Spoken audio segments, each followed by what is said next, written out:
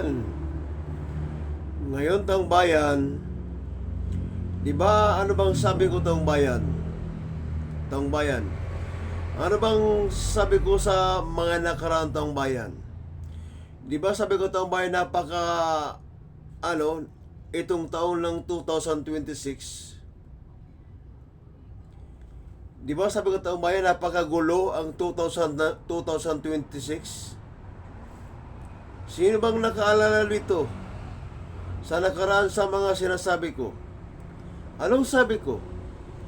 Di ba ang taon ng 2026 ay napakagulo? Di ba taong bayan, yan ang sinasabi ko na ang taon ng 2026 ay napakagulo.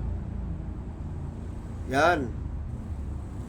Ngayon taong bayan, si Senador Antonio Trillanes IV ay mayroon isang taong bayan paliwanag o explanation. Ngayon taong may pakinggan ninyo ang paliwanag o explanation ni Senador Antonio Trillanes IV. Sabi, while we are actively engaging on the day-to-day issues, but we should not lose sight of the 2028 elections kasi napaka-critical ng 2028 elections para sa ating bansa. Pagka mali ang pagkapili ulit ng mga kababayan natin dito, baka hindi na tayo hindi na tayo tumagal as a democracy. Specifically, pagka nakabalik ang mga Duterte sa poder. Kasi dito nga pinapakita namin sa mga fina-file naming kaso kung paano sila magnakaw ng pondo ng gobyerno. Tapos nakita naman natin kung gaano sila kabayolente ng mga tao. Nakita nyo, sabi ni Sara, pupugutan niya ng ulo si President Marcos. Nakita nyo si Pulong, sasaksakin niya yung bugaw. Nakita nyo yung tatay, di ba? Libo-libo yung pinapatay na Pilipino. Ayokong pagdaanan natin ng bansa natin yon, kaya we're doing our best to make sure na hindi nga ganun ang mangyari. Ang tinutulak ko nga ay magsaling pwersa pa ang middle forces, yung mga kakamping and the others with the administration supporters. Kasi pagka ganun, mas malaki yung tsansa talaga na matatalo niya yung mga pwersa ng mga Duterte. So yun ang tinutulak ko personally. Yeah. Nakita natin yung kakamping forces na buhayan ng loob kahapon dahil nakita na magkasama si Senator Kiko at saka si Mayor Lenny. Yes, so kumbaga yan yun. Pero nakita naman natin yung resulta kung yung kakamping lang ang tutulak. Diba? Nagkaroon na ng ceiling It's below 30%. And it was not enough. And it won't be enough again. Lalo na ngayon, wala pa nga tayo sa kung sinong napili talaga na tatakbo di ba? So lalong hindi natin nakikita yan. Kasi after nung 2022 elections, yung 30% na bumoto kay VP Lenny ay nag-disintegrate kasi hindi naman na-consolidate yun dahil Yan taong bayan. Yan taong bayan ang paliwanag ni Senador Antonio Trillanes. Na yan ang taong bayan ang paliwanag ni Senador Trillanes. Yan din taong bayan ang pinapaliwanag ko. Ano bang sabi ko taong bayan sa mga explanation ko sa paliwanag ko? Diba? Ang taon ng 2026, ano sabi ko? Pag hindi ito napanagot si Sara Duterte, anong sabi ko?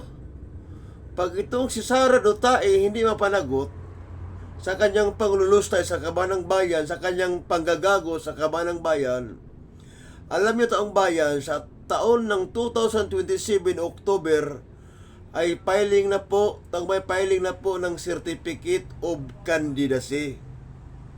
Di ba taong bayan? Filing na po ng Certificate of Candidacy ang taon ng 2027. Di ba? Binablog ko na taong bayan yan. Di ba nagkomentaryo na ko taong bayan yan? Na kapag hindi mapanagot ito si Sara Duterte sa 2026, sa 2027, magpiling ng Certificate of Candidacy si Sara Duterte. Alam taong bayan, kasi sinabi na yan ni Sara Duterte na tatakbo siyang presidente. Nakita nyo naman. Nagsabi na nga siya na handa niya ng palitan si PBBM. Biro niya si PBBM, Pangulo pa yan. Nagsasabi siya, hindi yan fake news, hindi yan disinformation. Anong sabi ni Sara Duterte? Handa na akong magpresidente. Handa niya ng palitan si PBBM. Kaya ngayon ang bayan, yan ang sinasabi ko, na kailangan mapanagot si Sara Duterte sa taon ng 2026.